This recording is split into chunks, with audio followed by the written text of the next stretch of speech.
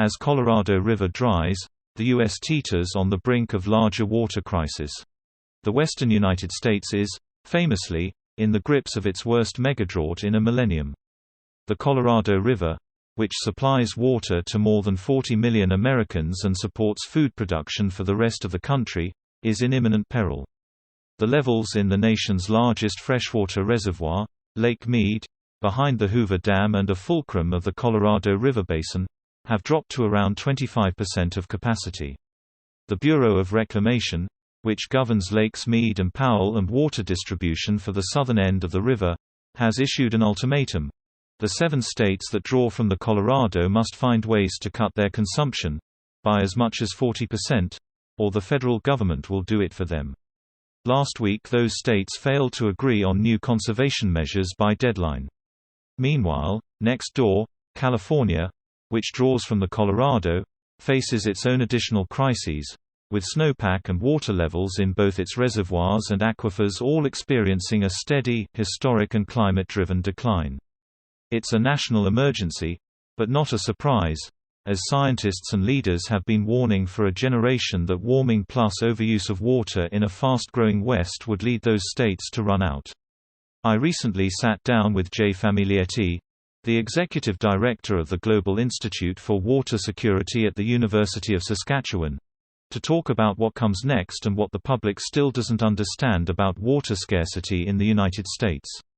Before moving to Canada, Famiglietti was a lead researcher at NASA's water science program at the Jet Propulsion Laboratory in Pasadena, California, and a member of the faculty at the University of California, Irvine.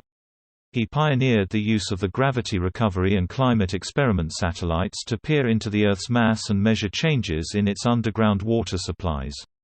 The Colorado River crisis is urgent, Famiglietti said, but the hidden, underground water crisis is even worse. We talked about what U.S. leaders either won't acknowledge or don't understand and about how bad things are about to get. Let's start with the Colorado River because it's in the news. The federal government has put some extraordinary numbers out there, suggesting water users cut between 2 and 4 million acre-feet of water usage starting this year, roughly 40% of the entire river's recent flow. How could that possibly happen? It's going to be really hard. We're looking at drastically reduced food production and the migration of agriculture to other parts of the country and real limits on growth, especially in desert cities like Phoenix. My fear is that groundwater will, as usual, be left out of the discussion. Groundwater is mostly unprotected, and it's going to be a real shitshow. Remind us how that happens. States and farmers cut back on the Colorado River, and California and Arizona just start pumping all the water out of their aquifers. Yeah. This started with the Drought Contingency Plan, the 2018 legal agreement among the states on the Colorado River. Arizona had to cut nearly 20% of its Colorado River water. To placate the farmers, the deal was that they would have free access to the groundwater. In fact, something like $20 million was allocated to help them dig more wells. So, it was just a direct transfer from surface water to groundwater. Right away, you could see that the groundwater depletion was accelerating. With this latest round, I'm afraid we're just going to see more of that. Some of that groundwater actually gets used to grow feed for cattle in the Middle East or China, right? There's Saudi-owned agriculture firms planting alfalfa, which uses more water than just about anything, and it's not for American food supply. Do I have that right? There's been other buyers from other countries coming in, buying up that land grabbing and grabbing the water rights.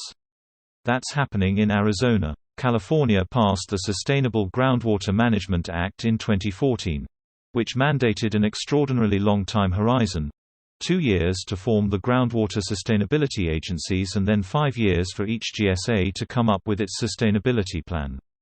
So that's now, 2022. And then 20 years to come into sustainability. My fear is that the slow implementation will allow for too much groundwater depletion to happen. It's sort of the same old,